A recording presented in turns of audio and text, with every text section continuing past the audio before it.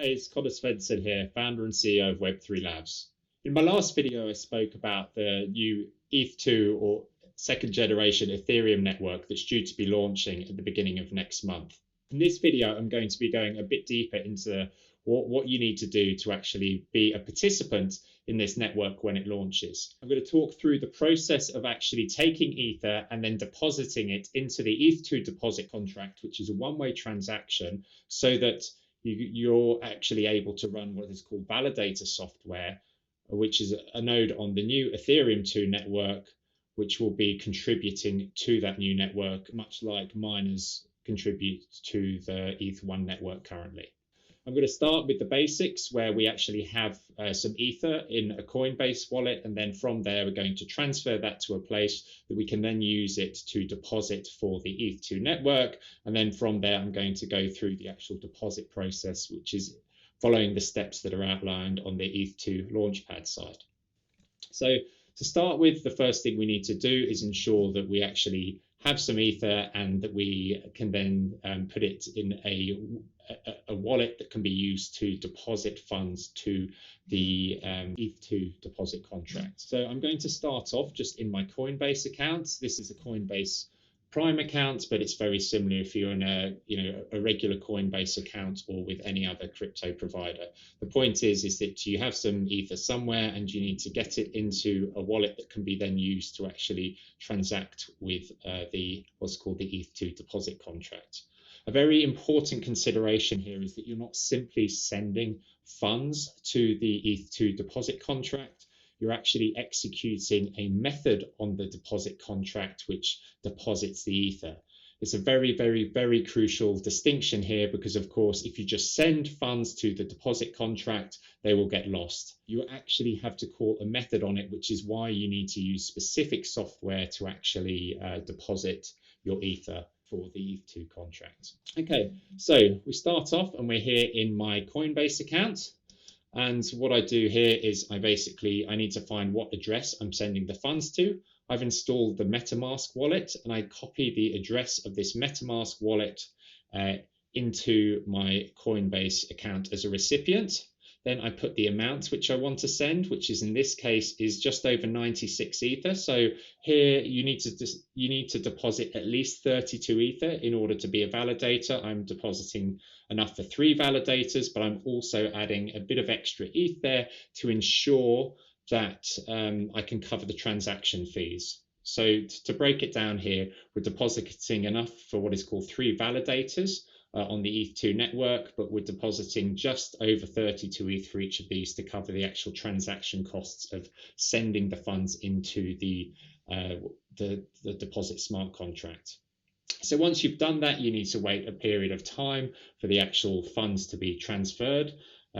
I've submitted them via MetaMask here, but there are other options available, but I recommend MetaMask. From here, we go to the Ethereum Launchpad page, which is launchpad.ethereum.org, and we have a number of steps to go through. So to start with, we need to decide which actual node software we're going to run for the Eth1 network. In this instance, we select Geth.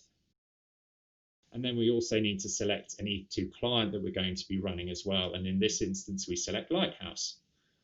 But there are other options available as it shows here. From here, we say the number of validators we wish to run, which is 3 in this instance, which has a cost of 96 ETH. And we need to say which operating system we're currently running as well. From there, we actually have a CLI application that we need to install. And we download this from GitHub. And so we find the relevant binary there and we actually download that to our computer, as well as what is called the checksum of the actual file as well, because we want to ensure that the file we're downloading is valid. So in this instance, I have a folder where I download this CLI application for Mac, but then also the what's called the checksum as well. So I save both of these. And once they've downloaded, I then open up a terminal window. It's worth saying as well on Mac, because this hasn't been signed by a well-known provider, you need to try opening it first before you actually launch it properly, and that's what I did just there. And now we use something called SHA-SUM to actually check some of the software we've downloaded to ensure it matches what the download site said it should be. So what we're doing is we're generating this fingerprint, and then we're just checking that value against the actual SHA sum, and they match up. So we know that the software we've downloaded is the right software, and it's not a release that someone's put up there maliciously. Okay, so we have that, and now we're able to take the command that we actually have from the Eth2 Launchpad and run that here, which generates what are called our validator keys. So this is the command that we need to run, and this is based on the number of validators that we said we were going to use. So what this does is it generates these keys. The important thing to mention here as well is that you do not want to be running this software. You do not want to be running the node on the same place that you're generating these keys, and you should also be disconnecting from the internet before you actually generate these keys as well. So what we're doing now is we're entering a password for our key stores. And once we've entered this password, which again, you need to ensure you use a very secure password for, we will then be generated what is called a wallet mnemonic. Now, because this is very sensitive information, I'm not actually going to show the value on my screen, which is generated here. Okay, so what we've done there is we've generated passwords for our key stores, but then I have to actually do this in a different window to the one that's being displayed there, because I can't obviously share with you the keys that have been generated, because that would enable anyone to actually withdraw my funds. So what I'm doing here separately is I have a piece of paper which I'm actually writing down the physical keys that are being generated, and then those basically will be used to retrieve the funds as and when the network launches down the line. Of course, you need to be very careful with what you do with those keys, because if someone can get hold of them, then they have the ability to withdraw their funds. So you definitely don't want to be leaving them lying around. You don't want them to be just stored in a single location. You want to split them up. I think if you refer back to like what the Winklevoss twins did in the early days of Bitcoin, they used to split these keys among a number of different bank vaults, so that even if you had access to one or two of them, you didn't have a mechanism by which to actually get that information back. And it's a very similar concept here as well. So it's very important that you take the security of this information very seriously. Okay, so once you've written down your mnemonic and you've validated it, then the CLI will actually create your keys, and it will create your deposit data, and you'll see something like this on your terminal window. You're now ready to move on to the next stage in the Launchpad. So here what we actually have to do is get the validator file, and we need to upload it here onto this website. You'll see that there was a file called deposit_data.json that got generated. We basically upload that here via the portal.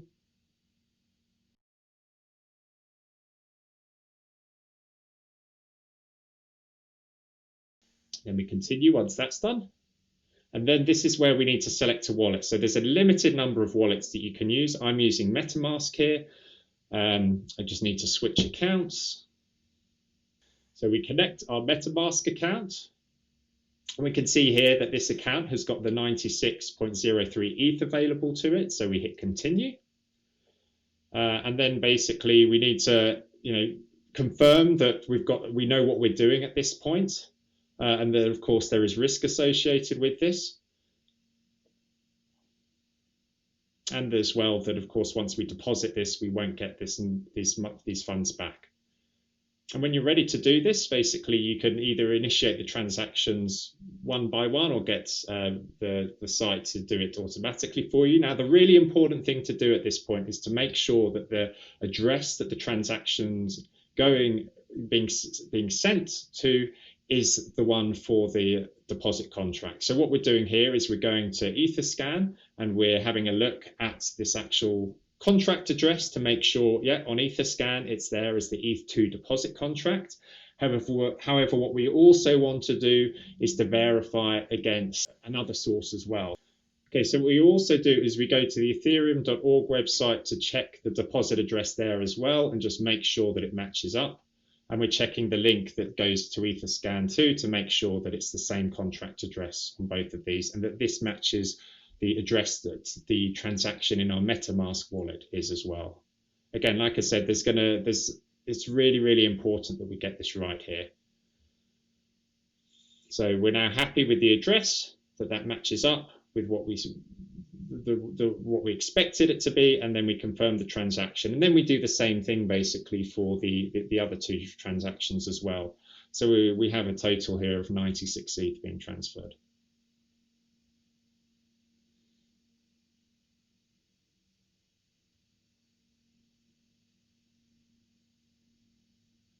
And then we need to wait for these transactions to take place, which takes a little bit of time. We can see now that the first one of our transactions has taken place successfully, and we're all done now. So all of our transactions have taken place, and the Ether has now been submitted, sent to the Beacon Chain contract. And what we can do is we can actually look at a Beacon Chain block explorer, and we can see that those deposits have been successful.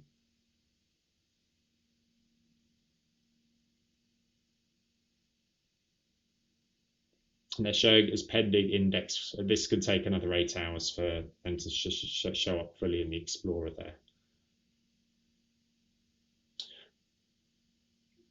We can also go to Etherscan as well, and we can see the transactions taking place there too. So we go through and we check each of the individual transactions on Etherscan.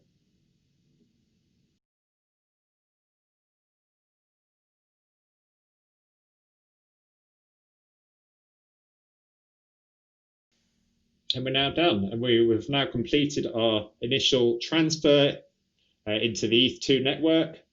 There's a lengthy checklist of all of the stages you actually need to then follow from here, but this is the first thing. And so we've taken our Ether and we've transferred it to the Eth2 deposit contract, and now the next stage will be to actually spin up our nodes to start participating on the Eth2 network for when it actually launches at the beginning of next month.